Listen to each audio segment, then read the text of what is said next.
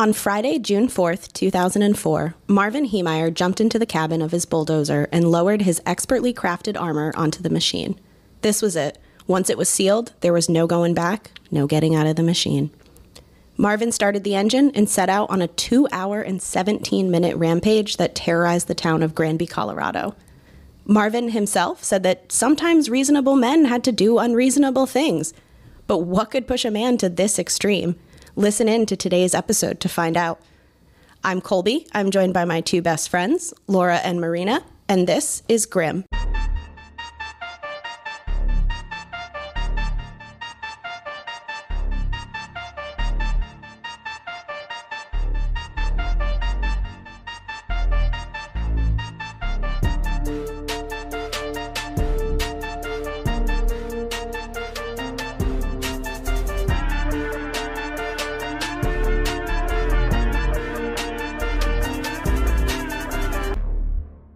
Oh boy. This one sounds like it's going to be a little bit different. It's going to be a little bit different, but can I just tell you guys how excited I am to share this story? So, fun fact, and this has nothing to do with the episode really, but I first heard of this case watching an episode of American Dad. That's where all true crime comes from. So there is an episode where the B plot is Stan and Francine taking a killdozer on a rampage to the Bazooka Sharks headquarters because they're upset with the response they got back from the team. So I watched this. It's a very funny episode. And at the end of it, I'm like, ha ha ha, American Dad is so crazy. They'll just think of anything these days. But guys, it really happened. Like, this is real life. So I have a stranger than fiction true story to share with everybody today. Oh boy. I mean, how could it not be good with the title like Killdozer? I mean, yes. I watched a documentary called Tread, which was on Netflix, will not be by the time this episode airs. That's a bummer.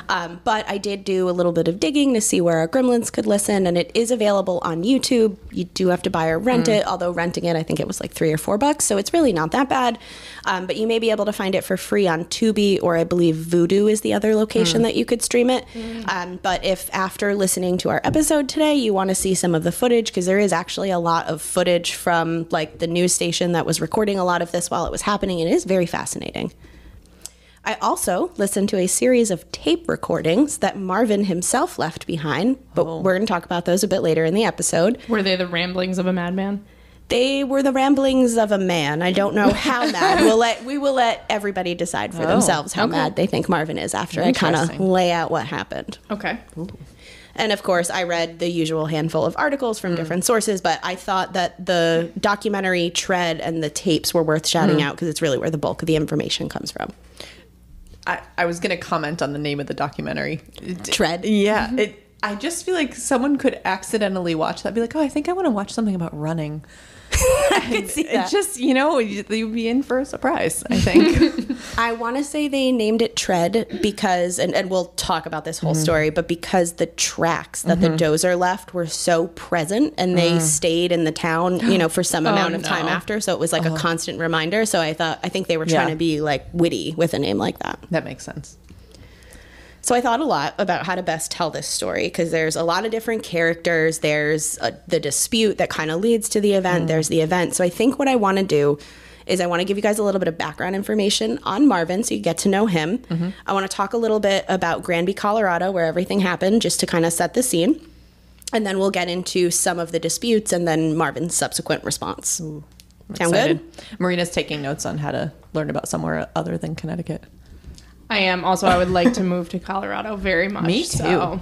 It is beautiful. So pretty out there. Not this particular place. It is actually very pretty. Now it's fine. It is, yes. Oh, you're going to tell us what year. Sorry. Grim relocation to Colorado. Yeah, Maybe. let's do it. You get your episodes earlier.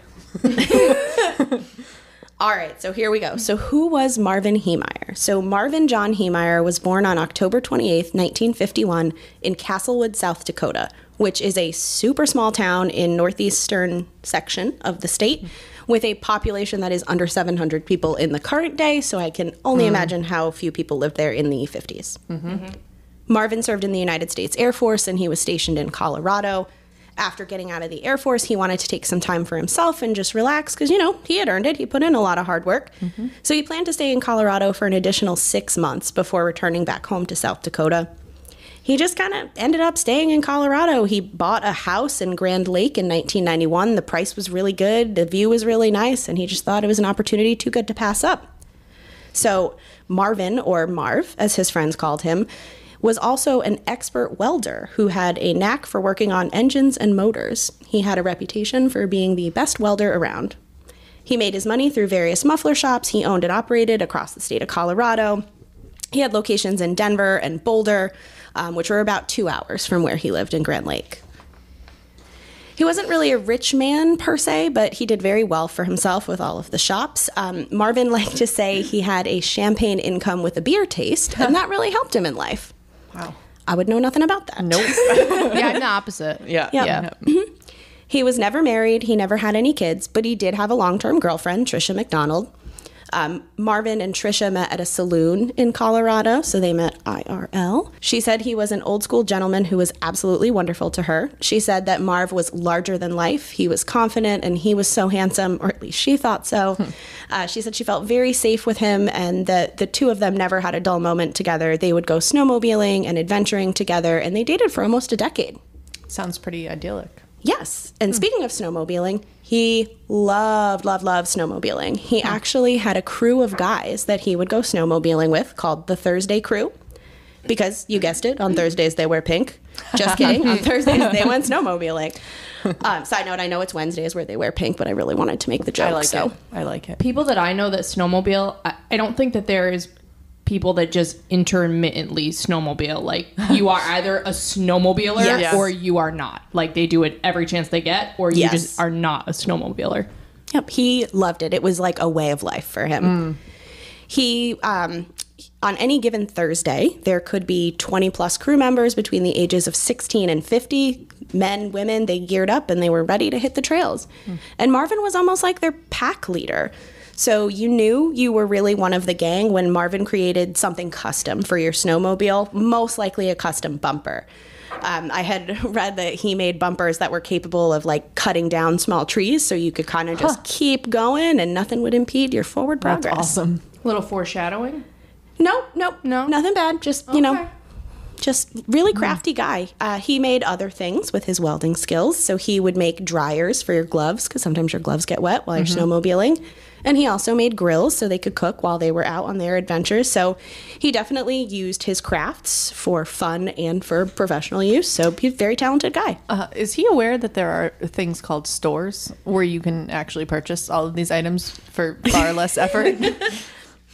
I think so, but I think when you live in a small town, maybe you have to be All right, resourceful. this was, you said the 50s, right? Well, he was born in the 50s. Our events are going to take place in the early 2000s, but we'll talk about Granby, Colorado. It's another very small town. Okay, all right. Laura, you can go to the store and buy scarves, right? But it's more meaningful when you make them for someone, right? Okay, yeah, I don't kill people though. Touche. Well, that's different. We will see. I don't know if Marvin kills people either. Yeah, we don't know, Laura. Well, I'm sorry, Killdozer. I was just making an educated guess. You know what happens when you assume. All right, so we'll bring us back. So from all of my research, it feels to me like Marvin was a happy, laid-back kind of guy, at least up to a certain point. He seemed to enjoy to keep to himself, but he was happy to make his customers happy, and he was a very loyal and devoted friend, and he really loved doing activities he was passionate about. He seemed like he was really strong in his beliefs, and he did not like to be told what to do. But hey, who does? Not this girl. So, Granby, Colorado. Now let me set the stage of our events. Granby is a small Colorado mountain town that's located just outside Rocky Mountain National Park. It was founded at the beginning of the past century as a railhead for the Moffett Railroad, which I didn't know that term. So basically it just means it's a point on the railway where loads are transferred between trains. So not surprisingly, the town thrived as a commercial center for ranchers, farmers, and small business owners.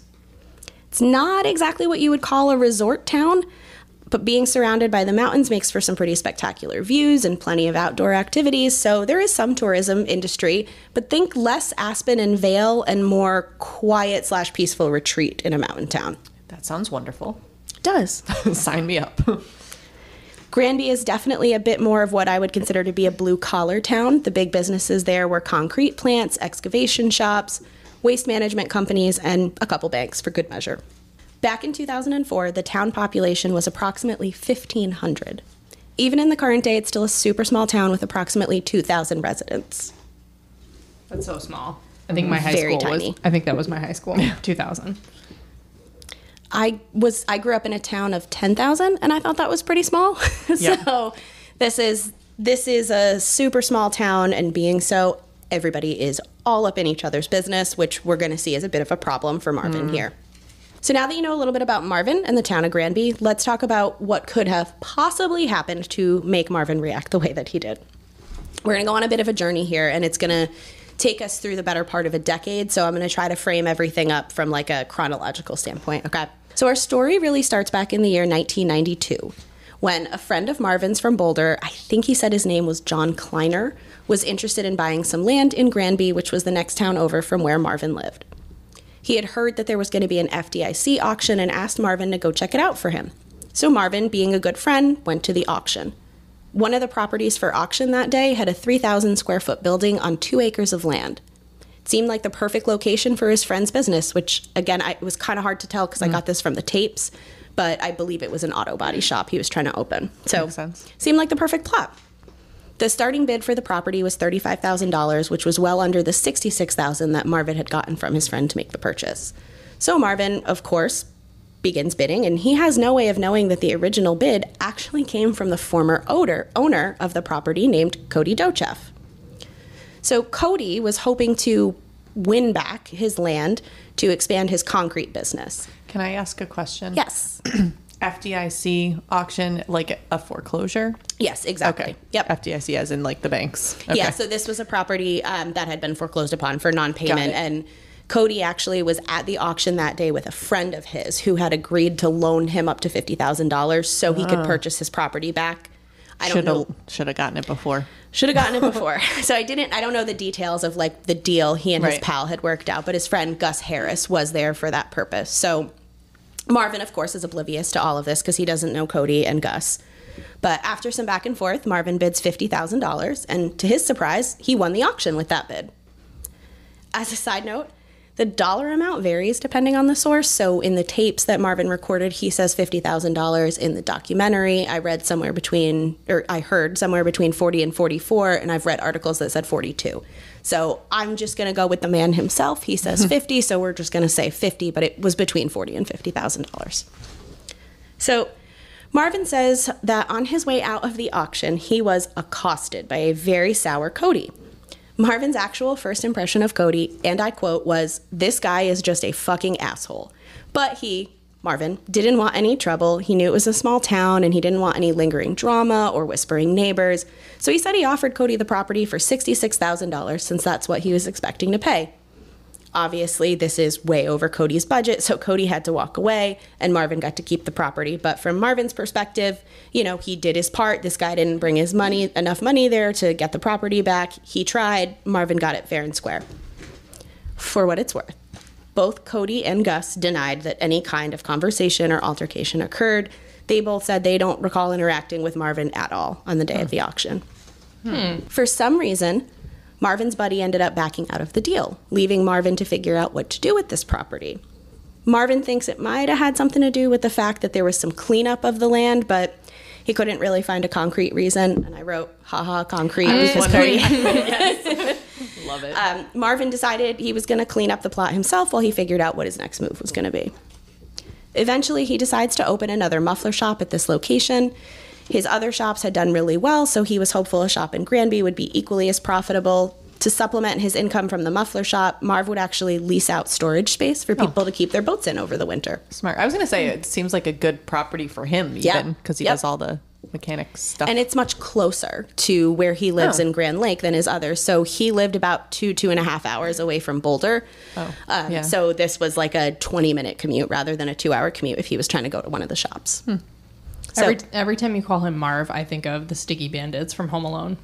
That's when you say Marv, like that's, so I'm picturing him as one of those two characters. and when I say Marvin, I think of Marvin the Martian. Yes. So I'm trying really hard not to think of that, but I wasn't his friend, right? I didn't know him, so I probably shouldn't call him Marv, but it's so hard because it's just such like a comfortable, like, Marv. So I don't mean any disrespect by being casual. I just like to think he would have let me call him Marv. I think so. All right. So By the summer of 1992, the town tells Marvin that he needs to hook up to the water and sewer mains. Marvin is initially in favor of this until he realizes that the town expects him to pay for it. We're not talking about a couple $1,000s here. We're talking about $60,000 to $80,000. Seems like a lot, but it was so expensive because the closest sewer main was approximately 400 feet away. So the service line from the main to his property had to be built out to run that length. So not a cheap job. Marvin is understandably very upset about this. He doesn't like that the town was forcing him to not only do something he didn't want to do, but now they're also asking him to pay for it. Marvin just decided he wasn't going to do it. And you know what? The town kind of seemed to drop the issue too, or at least they didn't revisit it for several years. Interesting. Yes. That is interesting. Keep that factoid in the back of your mind there. So we'll fast forward to the mid-90s. Marvin is running his muffler repair business, and everything seems to be going pretty well for him.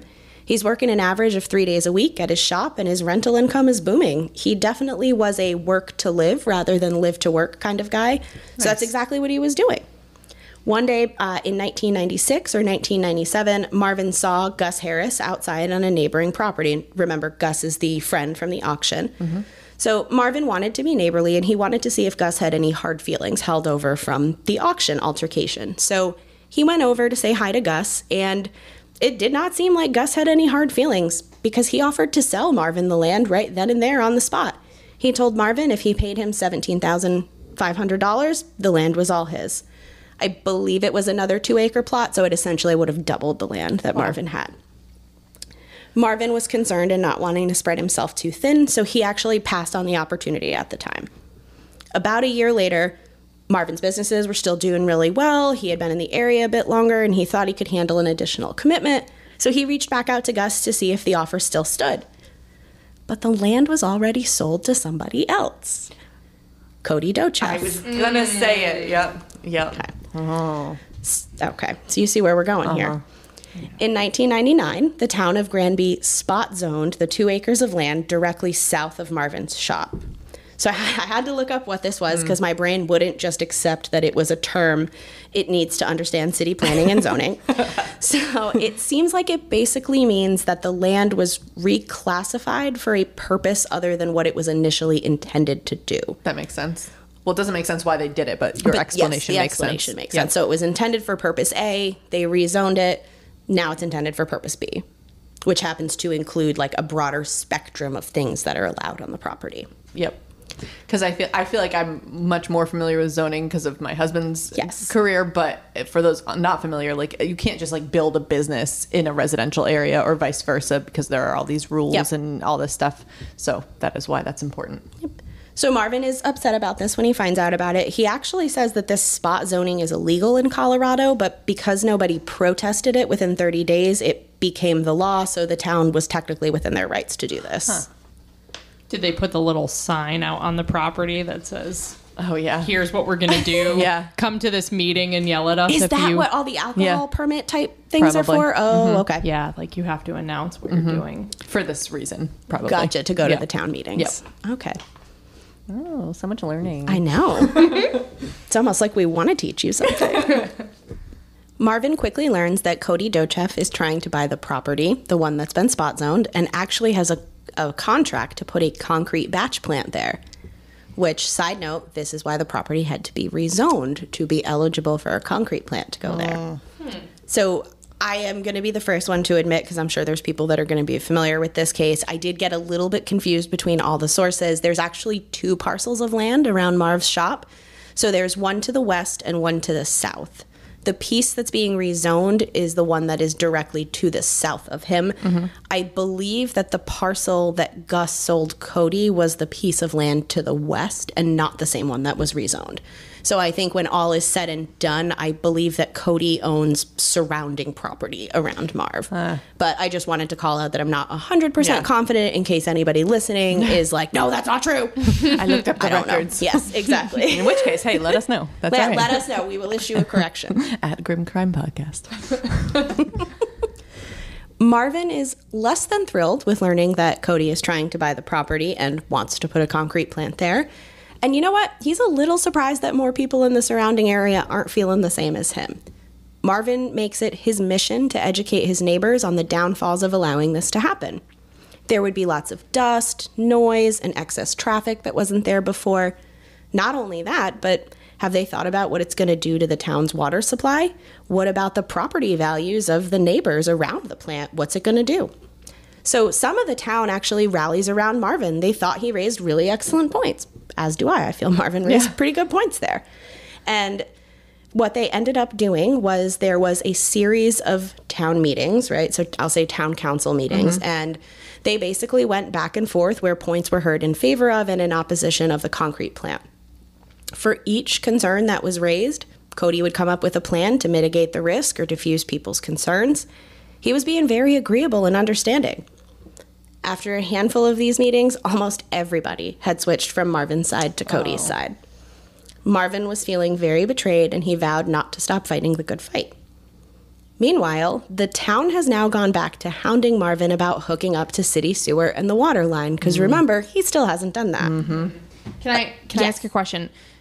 Was Marvin genuinely against it? Like, did he believe all of his points, or was it more just about being against Cody? He did believe all of his points. He genuinely thought that the concrete plant was going to be very bad for the town. There was some other location to the north of where they lived where Cody also had property, and Marvin thought that Cody should put the plant there because it wasn't in an area that was as densely populated as where he was. That's fair. So I think a little bit of it was that it was Cody, but the rest of it genuinely, he didn't want the plant there. Okay.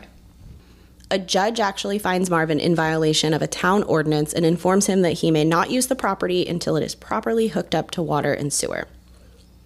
As just kind of a side note, he's not trying to be a gross guy. There is water. There's a well on the property. There is a septic tank. So it's not that he's totally roughing it. It's just that the town really wants him to hook up to their system rather than just using the things that are on the property. That's so annoying that they couldn't grant him an exception, because he's not using it as like housing. Right. And for the cost that it's going to be to hook him up to that, like, who cares? Exactly. And it's not like a restaurant. Like, Right. So very expensive. So I think Marvin's point is it should be kind of good enough as it is. Like, can they make an exception, right? Kind of like we're saying, like, why should this poor guy have to spend $60,000 to $80,000? Like, he doesn't have that money laying around. Right. They can rezone property around him, but they can't grant him an exception to that zoning requirement. So if you remember from earlier, I had mentioned that Marv would have to run the service line to the main. Well, there was an added complication now. Somebody had bought the property, remember, between the muffler shop and the main line, and that somebody was none other than Cody Dochev. So now Marvin needs to get an easement from Cody, who is not just going to give the man who's been protesting his business what he wants. Again, I had no idea what an easement was, so I had to look it up. It essentially grants one person the ability to use somebody else's land. And a lot of the examples I found when I Googled it were of people's driveways cutting through their neighbor's property. So it's technically your neighbor's land, but you are granted an easement to put your driveway there so you can access your house. I'm having property law flashbacks. There are also, like, if you look up property records, like cable companies will have easements and because they're running across your property. Yeah, or they can dig up your front lawn like they did on mine and leave it all mud and gross. Sorry, bitter. Tell us how you really feel about that. You're not mad about that, are you? Not at all. No. The town is telling Marvin that he has to pay them $100 a day for each day that he does not hook up to the water and sewer main. That is aggressive. It's a lot. Marvin is like, you know what, I'm going to just pay this fine and be done with it for right now. So he writes them a check. And I thought this was peak petty. He made the check out to them, and in the memo line, he wrote, "To the cowards and liars department." I like it. Which is totally something I would do, so that's why I'm laughing at this. So he puts this in the line, but the joke ends up being on Marvin because he made the check out for the wrong amount, and not only was it the wrong amount, but he wrote it incorrectly. You know how on a check you have to write out the full dollar amount? He did not write it out the proper way. So they sent the check back to him. I am pretty sure that he was livid when he got it back because, you know, he's like, I tried to pay him and they sent it back to me. And, you know, so Marvin goes back to the town hall with the new check and what I imagine were some very choice words for who was there to receive it. Yeah. Did he prepay all the days that he planned to violate it?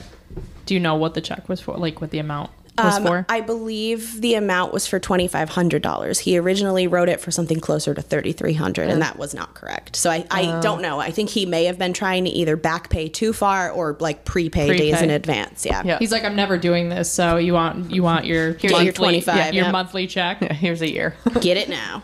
So at some point while this is all going on, Marvin notices that the Dochefs actually appear to have started construction on the plant, but it's not approved by the town yet. Marvin files a lawsuit either against the Dochefs or the town. It wasn't really clear to me who he would have filed against, but it's to prevent the Dochefs from moving forward with the construction. And for a while, it does actually halt their progress. While this is happening, the Dochefs actually decide that they're going to extend the olive branch to Marvin. They reach out and they say, look, if you drop the lawsuit, we will grant you the easement so you can hook up to the sewer main. Not bad. Not bad, but I feel like at this point, Cody is basically Marvin's mortal enemy. So it's a hard pass for Marvin. He has no interest in doing anything peacefully with Cody. But as a quick aside, had he actually accepted his offer, it wasn't going to cost him what he was quoted in 1992 because Cody had hooked his property up to the water and sewer main. So Marvin only had to build the distance between his and Cody's, which was nowhere near as long. Right. I want to say I read it was like maybe 80 feet instead of 400.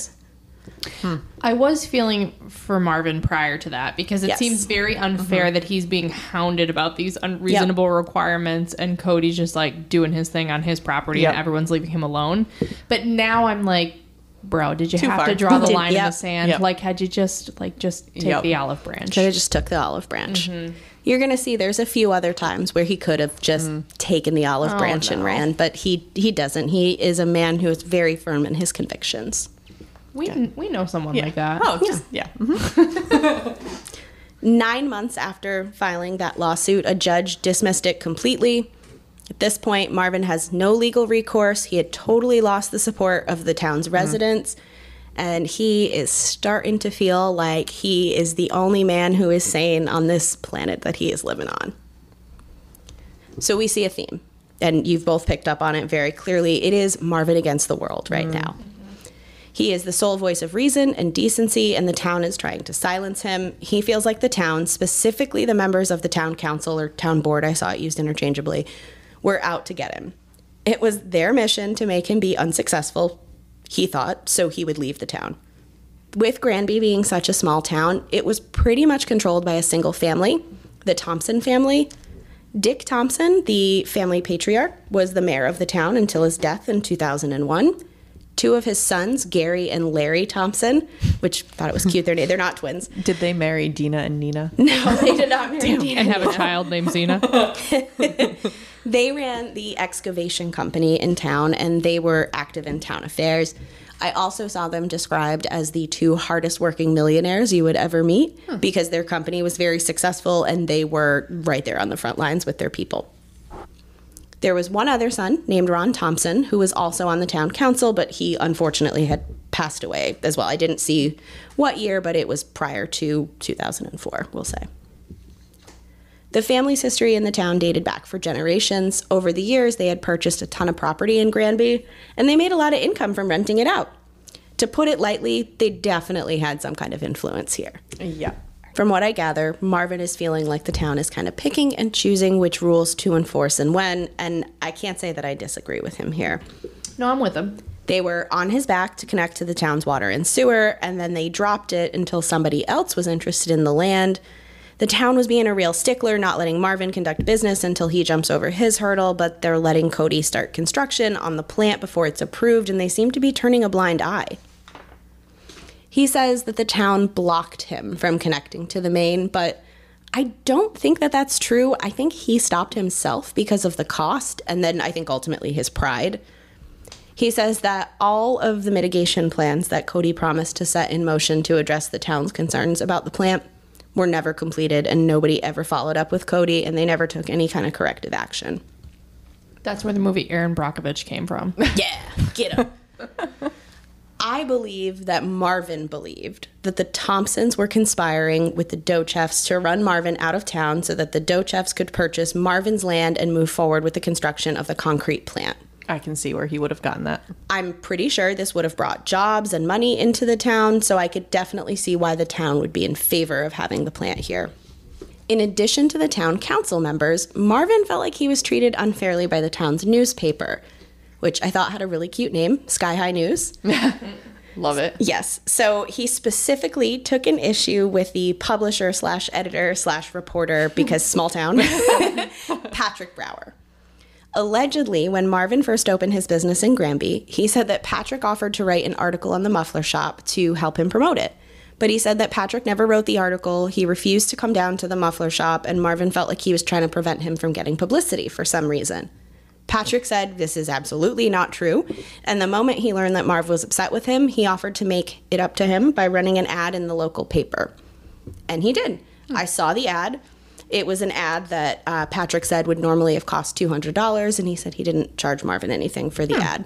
So nice of him. He tried to mend the bridge, right? Marvin's other gripe with the paper was that the paper published several letters that Marvin had written, which were around supporting allowing gambling in Granby. Tongue twister. But the paper had edited them before they published it, and Marv really did not appreciate being edited. So not only are they trying to deny him promotion, but they are also twisting his words from Marvin's perspective. I would probably feel the same if you didn't tell me you were going to edit it. You know? Yep, exactly. I get it. I think that we can all appreciate being in a situation where we feel like it's us against the world, but I know for me it's usually all about perspective. And to me, it sounds like Marvin maybe could have used a voice of reason here. I was going to say, once you get into that mindset, it colors all of your interactions. So, like, the most benign situations just add to his rage. Yeah, like if you have a bad roommate, they come in and you're like, oh my God, they're breathing. Right. Exactly. Yep. So Marvin thinks that he probably should have just took it and shut up. Maybe if he hadn't caused such a fuss, people in town would have left him alone. Maybe they would have let him slide under the radar. He said that the town council members, they would all kind of snicker at him as he passed by in town, and they were all fake good guys, in his opinion. So I just think that at this point, he's kind of resigned himself to the fact that, like, everybody in the town hates him. They're all out to get him. I don't know if I feel like it was personal against him, at least not how it started. It feels like it was political, like you're not abiding by these laws and other things. They let other stuff slide, but it was to the benefit of the town. So I don't know that it was personal, per se, against Marvin. And it sounds like maybe Cody did have political connections and was sort of greasing the wheels. And they let Marvin slide until he started raising a stink. And then they were like, okay, listen, buddy. Like, stop. It kind of feels that way, doesn't it? Yeah. Not surprisingly, the town eventually issues the building permit to Cody Docheff, so he does in fact build his concrete plant. We're going to fast forward now to the summer of 2002. I'm not making this up. Marvin was sitting in the hot tub at his house, weeping, and God came to him. He said he was overcome with an immense sense of calmness and peace, and he just immediately knew what he had to do. He didn't understand why God had chosen him for this task, but maybe it's why he was never married or had any children of his own. His purpose was to show the people of the town of Granby that their actions have consequences. I have goosebumps. No. You cannot punish a man and expect him to sit idly by. Because, remember, Marvin thinks he's being punished here. I'm not sure how prescriptive God was. Like, I don't know if God told Marvin to purchase a bulldozer and outfit it with armor, or if God was just kind of like, you need to punish people who do you wrong. I think it could have just been based on the opportunities that presented themselves that Marvin went the path he did. But shortly after this kind of epiphany, he drove to an auction in California and he bought a Komatsu D355A, which is a very large bulldozer. I was going to say my favorite. I have one out back. I like the 55B. Oh, yeah, good call. It's a little nicer. So it's a large bulldozer. So we'll post a picture of the Komatsu D355A before and after modification. Stock. Yes. So he had the bulldozer delivered back to Granby, and he positioned it outside the muffler shop facing Cody Docheff's property, and he put a for sale sign on it. On the bulldozer? Yes. Okay. He told people that the bulldozer was for a couple different things. He kind of had an inconsistent story. So he told one of his friends that he bought it solely to intimidate Cody. So Cody would be worried that there was a dozer facing his property. It's ominous, right? I guess. So he told his friend that. It sat there for almost a year, so I guess I could see that as like an intimidation tactic. I would see it as a big rusty lawn ornament. I'd be like, that's one way to decorate your property. Do you? He told another person it was to help clear a new entrance to his shop because the construction of the plant was blocking his primary access point, which to me, that sounds like a valid reason to buy a bulldozer. Yeah. Yes. Not for intimidation. I think it cost him like $30,000 at the auction. $30,000 lawn ornament. You probably should have just done the water line and all that for that price. There's also probably much cheaper means and more effective means of intimidation. Like a sign. Than a $30,000 bulldozer. Like some spray paint or something. I feel like I would probably say from the moment that Marvin purchased the bulldozer, he was solely focused on getting it ready for his mission. I think he just had this secret purpose in the back of his mind, and I think he was just good at thinking on his feet when people asked him what stuff was for. Totally. So anything he did between the time he purchased it and the day he carries out his rampage, I think it was just a means to get to the outcome. Yep. Marvin, in the interim here, sees an opportunity to possibly sell his property to the Dochefs, right? So he's got an opportunity to cash out, make a clean break, go wherever the hell he wants, and leave Granby behind him. He tells Cody he would like to sell his land to him and the building, right? So the full enchilada here for $250,000. 6 times what he bought it for. Really great return on investment. Good for you, Marvin, right? Get out of Dodge. Does this include the bulldozer? No, it does not include the bulldozer. All right. Cody agrees to the deal, and Marvin immediately backs out. And gotcha. Shit. He raises the price to $375,000. Cody agrees again to the deal. And again, Marvin backs out. Allegedly, Marvin told Cody $1 million and you can have the property. That was not a price Cody was willing to pay for this land. Oh my God. What? I want to say he had it appraised multiple times, and I think at about this point in the early 2000s, I think it was appraised somewhere for $375,000 to $400,000. So $375,000 was pretty fair. $1 million, no, not so much. More than I thought, though, because didn't he purchase it for like 60? I mean, I know that was a foreclosure, but still. Yeah. And I think, I don't know if part of the valuation of it was some of the other equipment that he had in there, maybe some of the enhancements he did to like the structure on the premise, or if part of it was that he'd sell the business. But to Cody doesn't want the business. Cody wants the property. Right. Okay, but the tides are turning. Marvin's a dick. Yeah. He's being kind of dickish at this point. Yeah, he's a dick. He's a dick. Certified. TM. Yes. The two men clearly failed to work out something. So Marvin decides he's going to put his business and all of his assets, including the bulldozer, up for auction. A lot of the equipment that Marvin has sells. Want to guess what the 2 things were that didn't sell? The bulldozer and the property itself. Oh. To Marvin, this is a confirmation that God wants him to proceed with his plan. He said that this was when he knew he was not supposed to walk away from the situation. Because why else wouldn't these things have sold if there wasn't a divine purpose for them? Well, I mean, because you kept pulling out of the sales. So I don't know that I would quantify that as divine intervention. But he does. Okay. He does. To each their own. Connecting the dots a bit here, I feel like Marvin is testing God to confirm that God really wants him to carry out his secret mission. If he puts the dozer for sale and someone buys it, then God must not really want him to do this. If he puts the business up for auction and it sells, then God doesn't want him to carry out the plan. Very logical. So Marvin's logic here, obviously, nobody was interested at the auction. He couldn't work things out with Cody. Has to be a sign, divine intervention. They wouldn't buy it for $1 billion. Must be an intervention. So sometime between the summer where he has the auction and the fall of 2003, Marvin ends his relationship with his girlfriend, Trisha. She said that she had quit smoking somewhat recently, and Marvin came over and he caught her smoking a cigarette. And he just abruptly ended things with her right then and there. To her, it felt like he was looking for any old reason to end it. Yep. Look, I get it. People have really strong opinions on people who smoke and not wanting to be around it. But if you've been with somebody for almost a decade and you really love them, I don't think your first reaction is just to break up with them when they decide they need another cigarette. I feel like I kind of agree with her. I think he was looking for a way out. Totally. Yeah. Cutting all his ties. Agree. Yes. I think he did not want Trisha there to stop him. So I think it was an act to push her away, because she probably would have been a voice of reason. Because I saw her, they did an interview with her in the documentary, and she seemed like a normal, very reasonable, personable type woman. Which he was too. He was, yeah. When, well, not a woman, but, he seemed very reasonable before. For a time. Yes.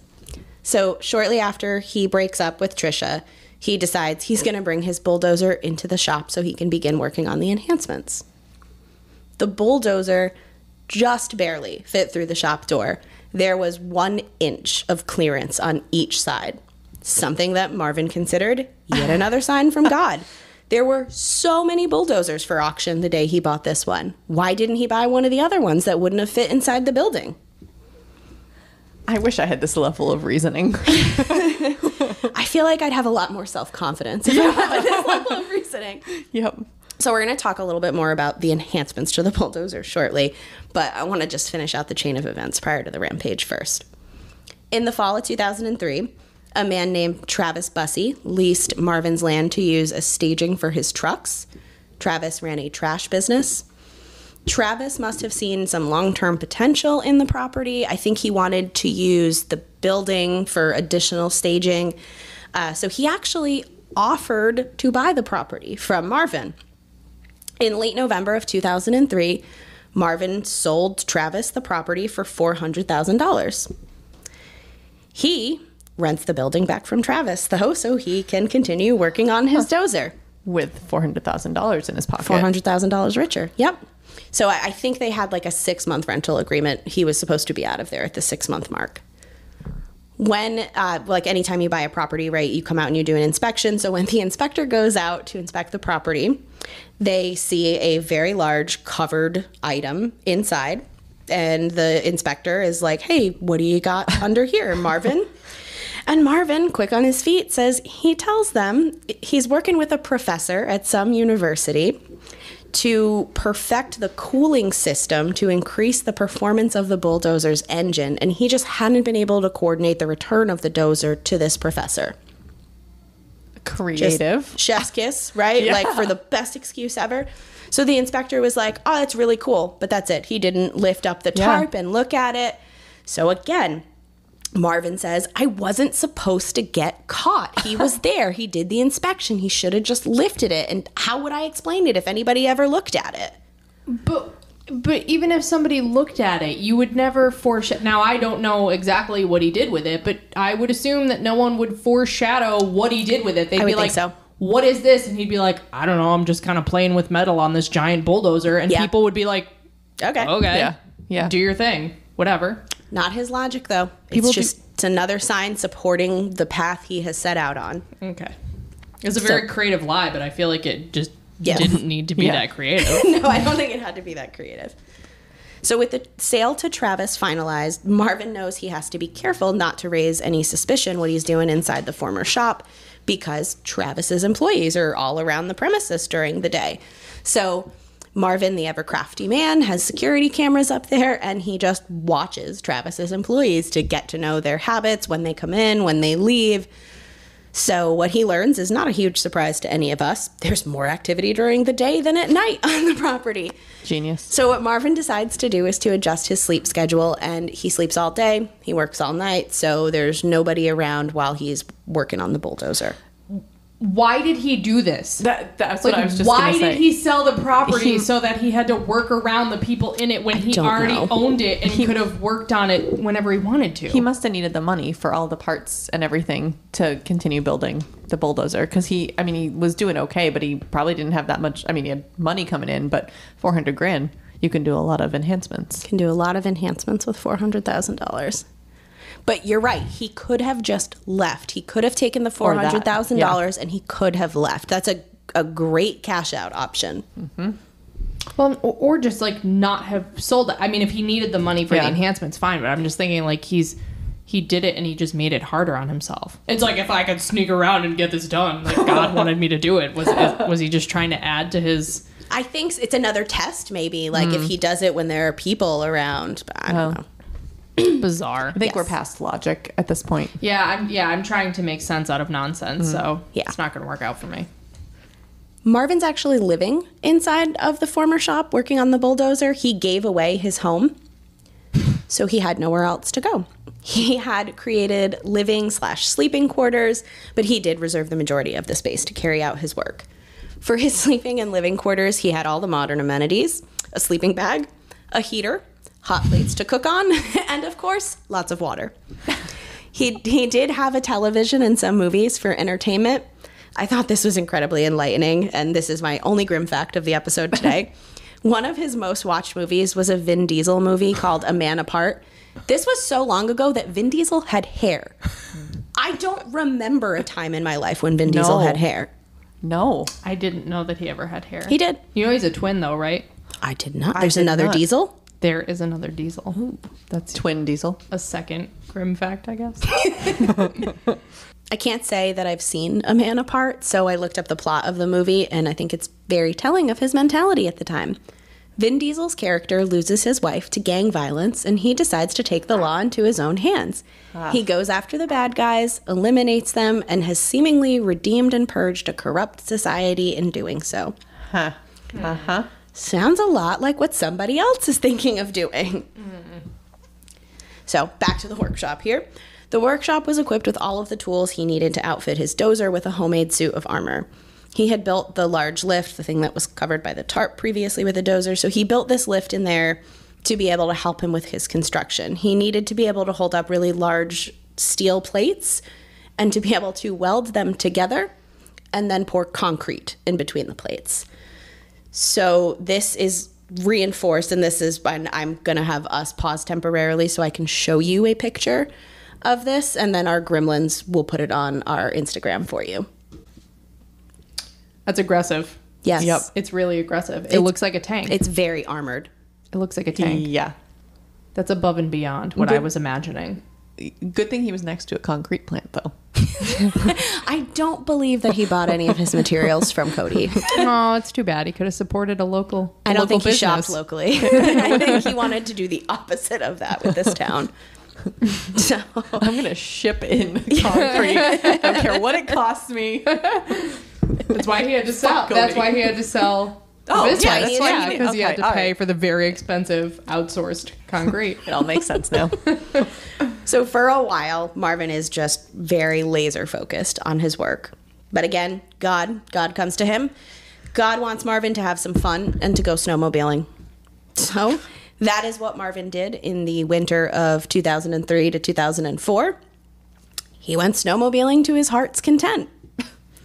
He thought that maybe something else would come up to change his mind or show him that he had done enough to prove to God that he had, he should be considered complete with his work. But as we know, and anybody that doesn't know will soon find out, that's not how this is going to play out. In March of 2004, Marvin's father unfortunately passes away. Marvin went back home to South Dakota to pay his respects to his father and visit his childhood home for one last time. I believe he was also trying to help pack things up to be able to sell the property. I don't think that I mentioned this earlier, but Marvin had actually given his father all of the proceeds from the property and belongings that he had sold.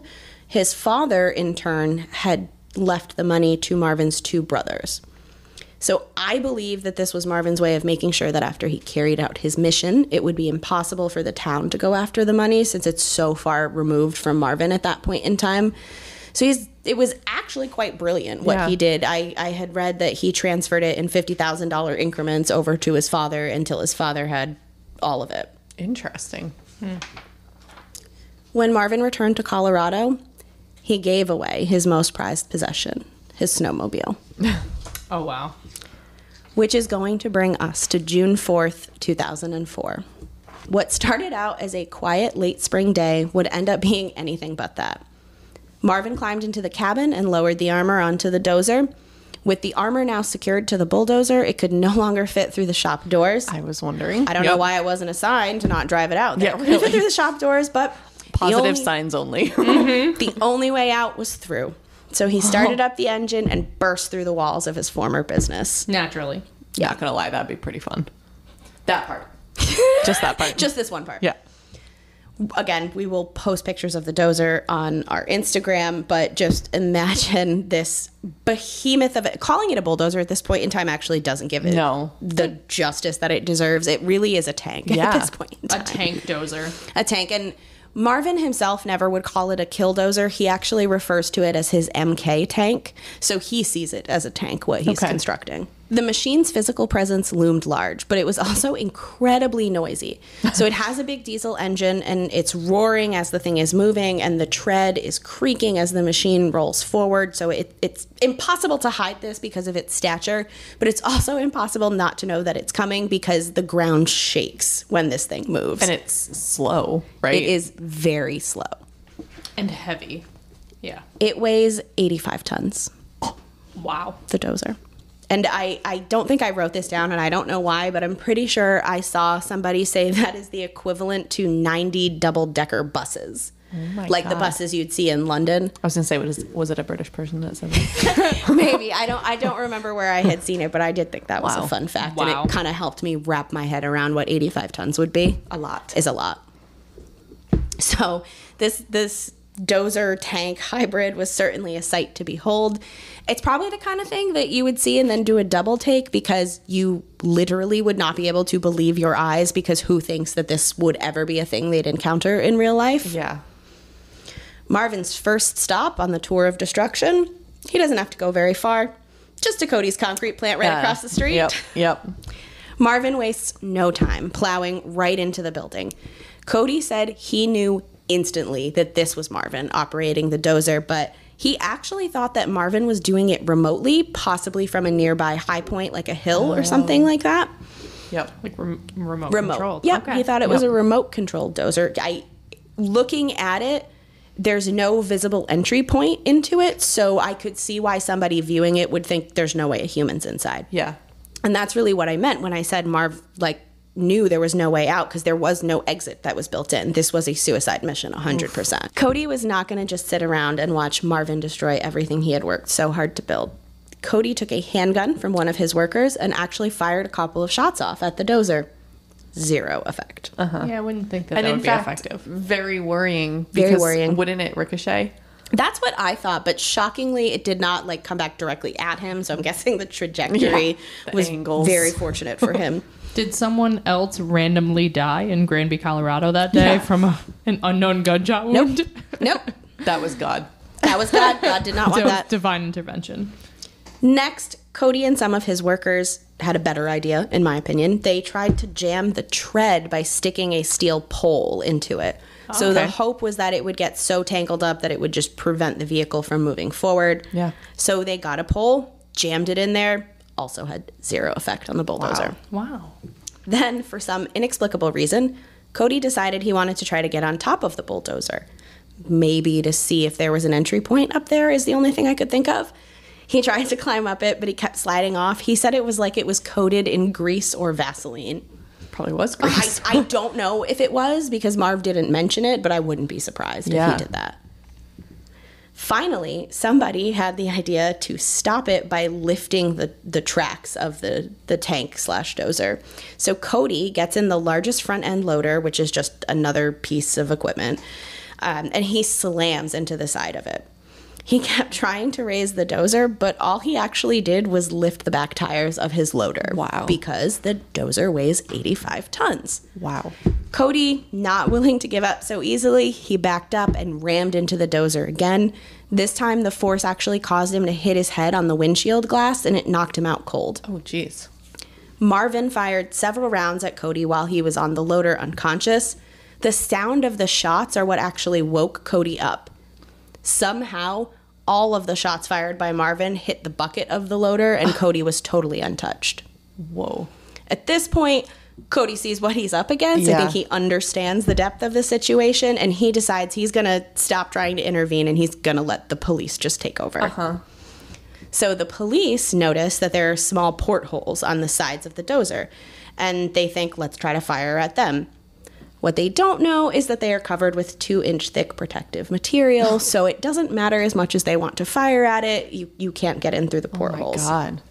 So because of the heavy armor on the dozer, Marvin actually couldn't see through the windshield like you normally would in any other vehicle. Instead, he had to rely on a series of cameras he outfitted the vehicle with. There were 5 cameras hooked up to 3 different monitors that allowed Marvin to view all sides of the vehicle and navigate where he was going. Remember, he's super crafty, right? He took it a step further. Marvin even rigged up a contraption to spray forced air on the cameras to keep them free of all of the debris he assumed he was going to have on the dozer during the attack. Oh my gosh. Wow. He thought of everything. Seriously. Almost everything. So on these cameras, Marvin at this point in time observes some cops hiding behind a row of Jersey barriers, and he fires off some shots at them. Nobody was hit. He could see this right through the cameras, so when it's not working, he decides he's just going to drive through the Jersey barriers. So the troopers narrowly avoid being crushed, but miraculously, all were completely fine. I'm glad, and that's just, I know this is only the beginning, but that's so insane. Did he have it fitted with guns too? Yes. Okay, like big guns or like... He had weapons of different caliber equipped on the vehicle. I want to say that there were 3 different portholes for the weapons. Okay. Probably not a 22. Probably something a little more aggressive. Pew, pew, pew. At this point, Marvin is pretty much finished demolishing the concrete plant, so he decides he's going to move on to his second target, which is Mountain Park Electric Company. I think the connection here is that one of the members of the town council worked there, but I'm not too sure. It was kind of a loose connection. While he's en route, one of the police officers decides he's going to try to jump on top of the dozer, desperately looking for an entry point. He actually managed to get on top of it, but he saw nothing other than a small vent for what he believed was the air conditioning. Gotta be comfortable. Yeah. He shot at it, did no good. He tried to throw a flashbang grenade into the vent, but the smoke did not breach the cabin. Marvin had really done an excellent job sealing himself in there. Wow. At this point, the officer decides, okay, it's not working. I'm just going to get off of the dozer. And it's a good thing he did, because right as he jumped off, Marvin was hitting the front of the electric company building. He is tearing through the electric company, and when he's done with it, he turns his attention to the next target, which is Town Hall. But there is an interesting little factoid about this Town Hall building, and it's that the Town Hall building shares a building with the town's library. So the Town Hall is on the upper floor, and the library is on the lower floor. What Marvin is totally unaware of is on this particular day, the library is full of children. Oh my God. Full of children. So a reverse 911 call went out to the citizens of Granby to instruct them to evacuate the town. The call came in just in time to evacuate the children. Oof. They were out about 2 minutes before Marvin destroyed the town hall. Before you mentioned the children in the town hall, I was thinking, we're laughing because it's such an absurd story, but I cannot imagine the panic and the terror. Like, you picture a movie scene where there's just destruction and people crying and screaming and officers, like, trying to stop it. Like, I can't even imagine being there. Because where do you go? Like, you come out of the building. Where do you go for cover? It would be a building typically, but that is not, that's not safe. Like, at least away. He can't sneak up on you, so that's true. good. But he has guns. He does, yeah. He does. Horrifying. I think that's why they were saying evacuate the town, because they didn't know exactly all the places that he was going to go. They could just very clearly see, like, he was on the warpath. He was a man with a plan, and they weren't exactly privy to what that plan was. Yikes. So Marvin ends up plowing through the building. This one is completely destroyed. Like, everything in the town is devastated, but some buildings look like he really went in on them a bit more. So I almost kind of feel like the aggression that he exhibited was based on how much he thought that entity or person wronged him. Yep, I can see that. The town hall would be a big one. Yep. So I said the reverse 911 call had gone out. So obviously the local authorities are well aware of the situation at hand, and they have been calling for reinforcements from neighboring towns. They've been trying to get a SWAT team in there. What they're really trying to do is they're trying to find anybody in the Granby area that has a vehicle large enough that they could put in the path of the dozer to try to stop it. That's what I was going to say. How on earth, like, what do you bring in, another tank? Yeah. You know, and even then, how do you stop him? That's insane. Every effort to stop the dozer has been futile. Nothing seems to phase it whatsoever. It doesn't dent it. It doesn't discolor it. It just keeps going. There's even in the video, again, I am going to try so hard to find a clip of the video because it is just purely fascinating. In the video, there is a police escort with the dozer. Like, there are cruisers in front of it. There are cruisers behind it. There are cops running along the side of the dozer, trying to find some way in, trying to find some way to stop him, like looking for any opportunity. And it doesn't go very fast, so that's why they're able to run alongside of it. Also, that's brave. I don't think I'd want to be that close. I know it can't turn on a dime and go that fast, but I don't know. You don't know what he has. What if he has bombs that he can drop or grenades or something? I don't know. Law enforcement tried shooting it with various caliber weapons. There was something in the documentary where somebody from another town came in and he was all excited to give the town marksman this, I think, 50 caliber weapon. I don't know. It was something that I don't know much about guns, I'll be the first to say. But it was something that this guy was very excited about, and he shot at the dozer, and like nothing is penetrating this armor. Jeez. And I'm not surprised because it's steel plates with concrete in between them. It's armored. That's crazy.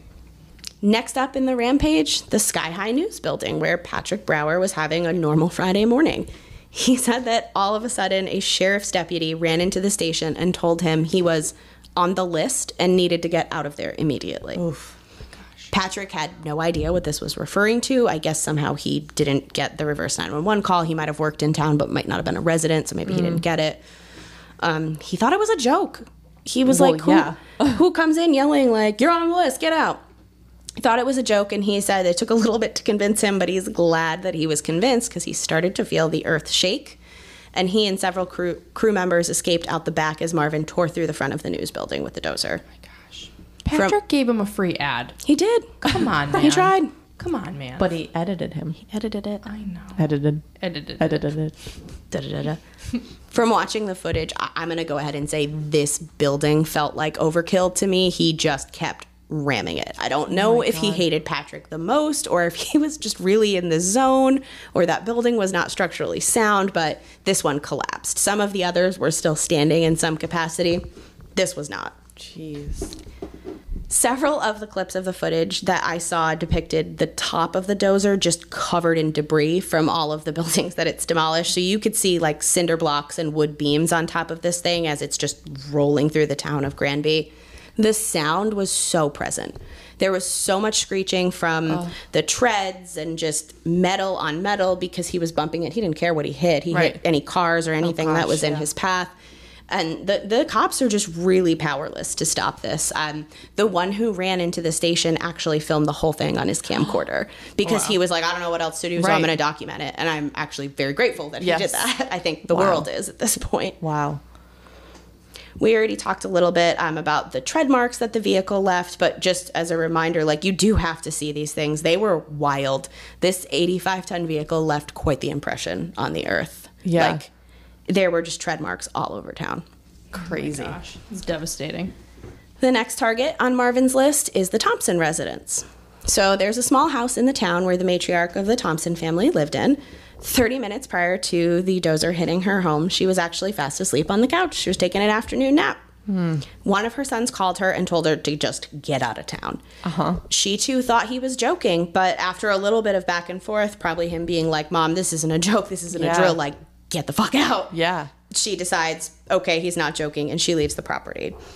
This is another that he really did a number on. Like, this place was not inhabitable when he was done with it. It's a tiny house, right? Tiny house versus not like a tiny house like you think of today, but it's a small home.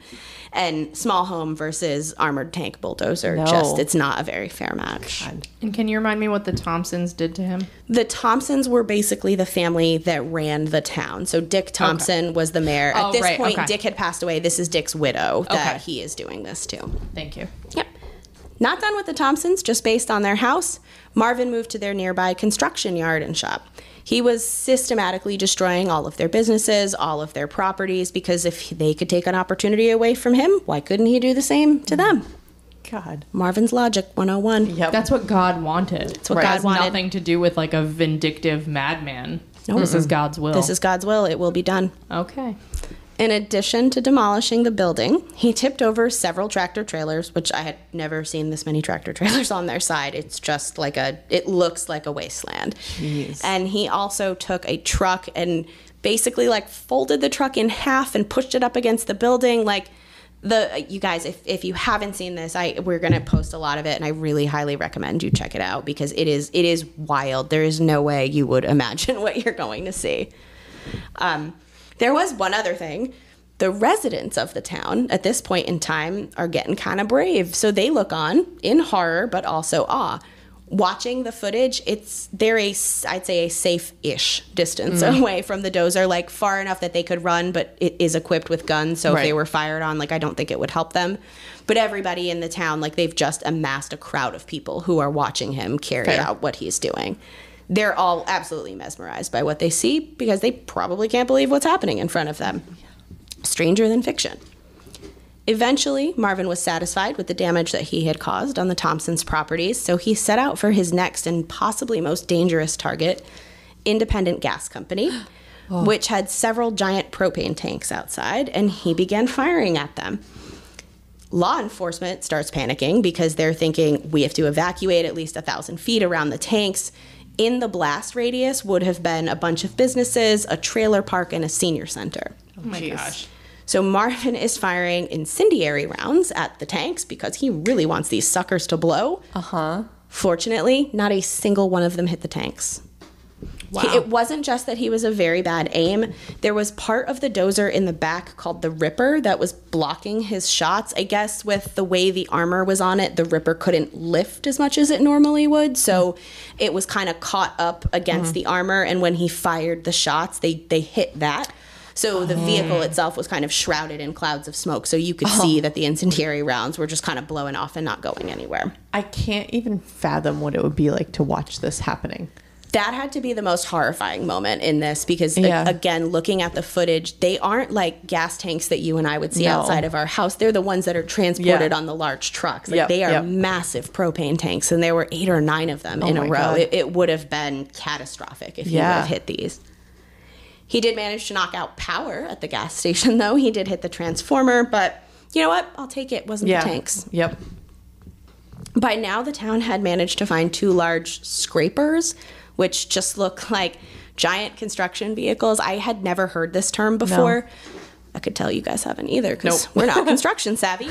So I looked this one up. It is a machine that basically looks like 2 tractors connected to each other. And if you've ever driven by like large road work on the highway, they use the machine a lot for that. It's used to move earth small distances. Okay. So it's very big. It's almost like 2 tractors connected to each other. Yep. They met Marvin on his way to the next destination, and they put the scrapers in front of and behind his path, but the dozer just pushed the machine aside with ease. So it was much larger, but it was not heavier than the dozer, and it just, the way that I could move a soda can on the table, just pushed it aside and moved right on by. Insane. I feel like that might happen even just regular bulldozer versus other construction machine. I would think so because of like the purpose of this machine versus others. Like this is, without being souped up, is built for destruction. Sure. Mm-hmm. Still, that would be a sight to see. Yes. A small win for the town did occur, though. The dozer seemed like it started to leak antifreeze, and large white clouds could be seen coming from the vehicle. The engine was starting to overheat. So there's hope on the horizon. Okay. Not going to stop Marvin, though, but it does make it a little bit hard for him to see where he's going. Not that it matters. Not that it matters. He hit copycat printing on the way to the Gambles because his vision was going. I believe this was an accident. This wasn't on his list. These people had not wronged him. I think as he was just trying to course correct, he just scraped off the front of the business. Whoops. Whoopsies. Marvin plowed into the front of Gambles, which was basically like a general store in town. And the dozer started to lose power as he was going through the front, but he did manage to get the front of the store totally ripped off, and for some reason he decided he was going to move down the side of the building and try to remove the side as well. The county, again, thinking, gotta find a way to stop him, they put one of those big scraper vehicles behind him to at least try to control where he went next so he couldn't back out through it. It doesn't matter, though, because there was one small fact about Gamble's that somehow Marvin was not aware of. Gamble's had a basement. Oh. None of the other buildings he's attacked so far had a basement. Oh, and that's a very heavy vehicle. Yep. So as Marvin is plowing down the right side of this building, his machine, the tread on the right side, goes into the basement. The linoleum couldn't hold it? And no, it could not. So now Marvin is stuck in Gamble's, and the machine powers down, and for the first time in hours, it is totally silent in town. That must have been so eerie. Well, because you don't know what's going to I'm still saying, like, you don't know what he has in it beyond that. Like, bombs or whatever. Ugh. Which is exactly what law enforcement was thinking. They were getting ready for what they thought was going to be a big gunfight, right? Like, based on everything they had seen, they didn't think Marvin was going to go down without a fight. But instead, what they heard was a single gunshot. Oh. SWAT teams arrived on the scene, and they just started blasting the dozer with explosives, trying to blast their way in. They tried on 2 separate occasions, and the only thing that happened was they discolored the armor, but the dozer was really no worse for wear, at least visually. They assumed that if Marvin wasn't already dead, he had to be dead after the blast that they had set off. So they just said, you know what? Let's try to gain entry into this cabin. So they brought in people, I think, with torches to be able to cut through. Crews actually had to work overnight to cut through the armor. I want to say I read it took like 12 or 13 hours to get into the dozer's cabin. So when you said he got into the dozer and lowered it down, so this was like a separate piece that once he got it on it, it like locked there was him no in. coming He's a out. capsule. Yep. So it would have had to been lifted back up. Yes. So they were cutting through They it. were cutting through instead of going up. Because I don't know what kind of lift you would have needed to lift that up, but I think Marvin constructed the one, so I feel like you couldn't have just brought it to any old shop. It would have been too big to do that.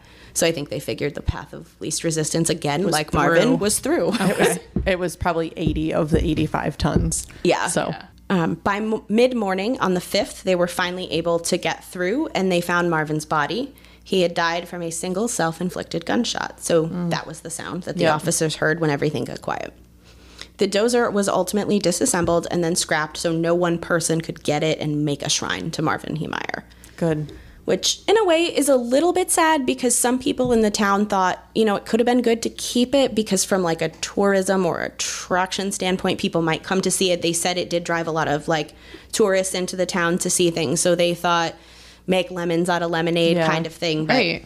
you know. You may want to make lemonade out of lemons. If you can make lemonade. Did I say it the other way? Yeah. If you can make lemons out of lemonade, then you can probably make a lot of money. I'm very talented. I can reverse engineer the lemons. Ergo, you can make lemons out of lemonade. I'm listening. Thank you. I was testing you. Yeah, Really. I'm not. I know. Yeah. It was You got God's me. will. God wants me to make lemons out of lemonade. He does. So when all was said and done, Marvin caused $7 million worth of damage to the town of Granby. He destroyed numerous businesses. I think it was 13 was the final count, because a few he kind of just like bumped in his path. But miraculously, the only life lost was his own. Wow.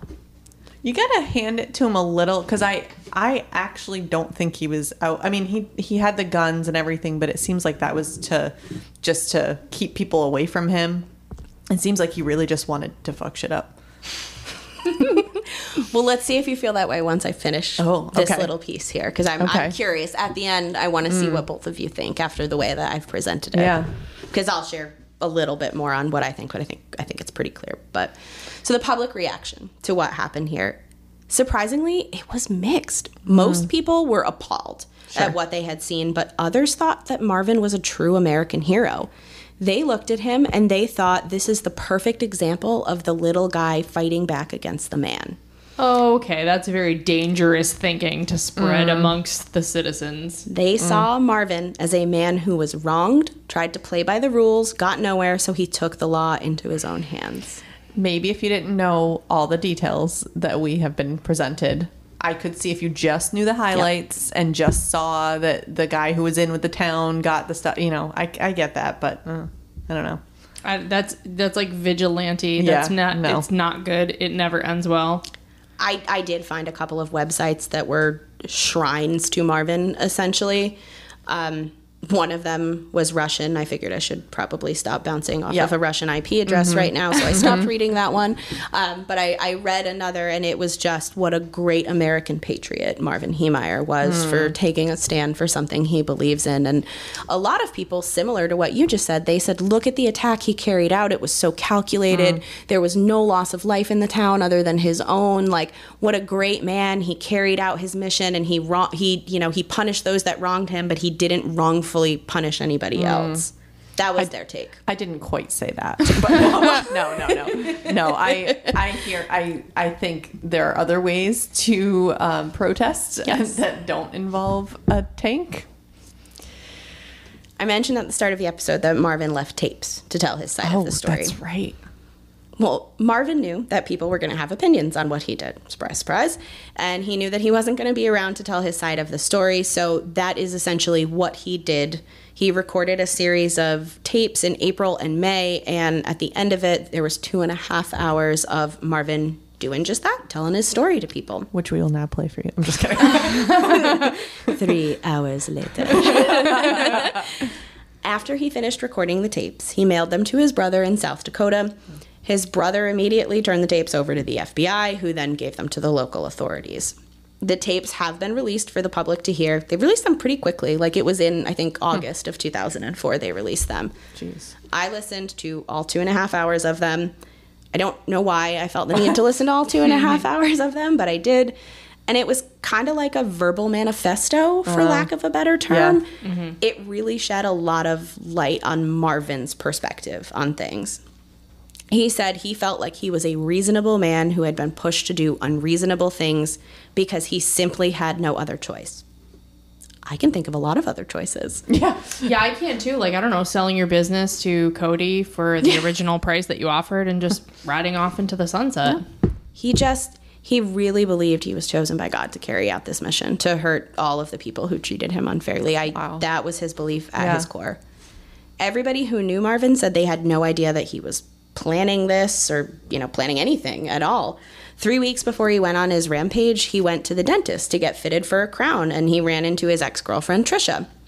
She said they had a lovely time catching up, and it was so good to see him and hug him again. And he made a follow-up appointment to come in and get fitted for the crown on the morning of June 4th. Obviously, he never had any intention to keep that appointment, so I kind of just wanted to demonstrate that even if you knew him, you might kind of know something is up, but he did a really good job playing it close to the chest here.